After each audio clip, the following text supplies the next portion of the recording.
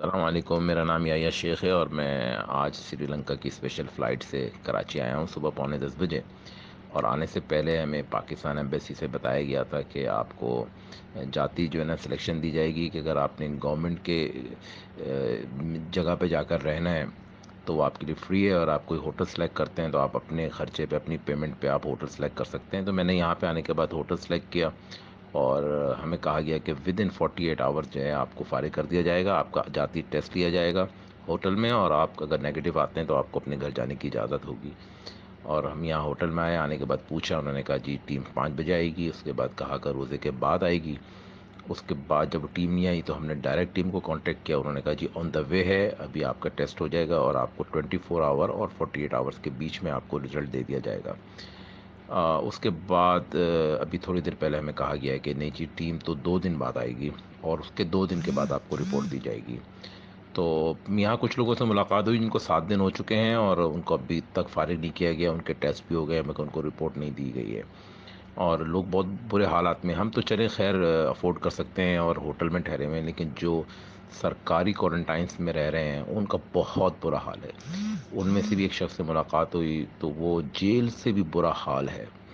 بہت برا حال ہے۔ تو میں ان تمام پاکستانیوں سے جو اپنے ملک آنا چاہتے ہیں ان سے ریکویسٹ کروں گا کہ اگر آپ کسی طرح وہاں ایڈجسٹ ہو سکتے ہیں تو یہاں نہ آئیں۔ آپ تو یہ سمجھ کر آئیں گے کہ ہم اپنے وطن جا رہے ہیں اور یہاں اپنے گھر والوں سے ملاقات کریں گے، ملیں گے، اپنے گھر میں رہیں گے، لیکن یہاں جو حال ہے، کرپشن کی انتہا ہے یہاں پر، اور جو لوگ افورڈ نہیں کر سکتے وہ تو کسی قیمت پہ بھی نہ آئیں۔ ان کے ساتھ وہ سلوک کیا جائے گا کہ وہ مطلب سوچ بھی نہیں سکتے کہ ان کے ساتھ کیا سلوک کیا جائے گا۔ تو میری سب لوگوں سے درخواست ہے، اگر آپ کا رزلٹ پازیٹیو آ جاتا ہے تو اس کے بعد آپ کو جہاں آئسولیٹ کیا جائے گا وہاں اتنی کرپشن ہے کہ آپ کو اپنے گھر والوں سے ملنا ہے تو اس کے پیسے دیں گے، اگر آپ کو کھانا گھر سے منگانا ہے تو اس کے آپ پیسے دیں گے، یا ہوٹل میں بھی یہی حال ہے، آپ کو باہر سے کچھ منگانا ہے تو آپ 100 روپے ایکسٹرا دیں، گھر والوں سے ملنا ہے تو 300 روپے 400 روپے پولیس والے کو دیں۔ اور ہر آدمی، یہ موقع ایسا ہے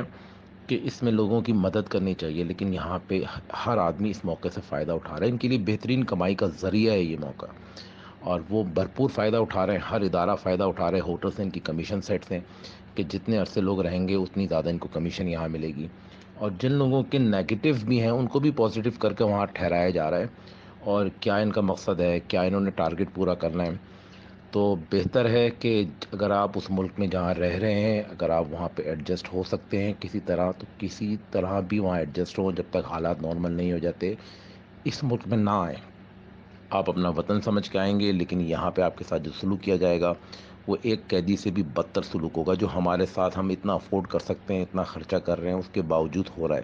اور جو نہیں کر پا رہے ان کے ساتھ وہ سلوک ہو رہا ہے کہ آپ سوچ بھی نہیں سکتے۔ تو پلیز کوشش کریں جہاں ہیں وہاں وقت گزاریں،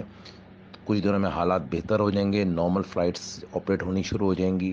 اس کے بعد آئیں، نہ آئیں یہاں پر، یہاں آنے سے بہتر ہے کہ آپ وہاں تھوڑی سی تکلیف اٹھا لیں۔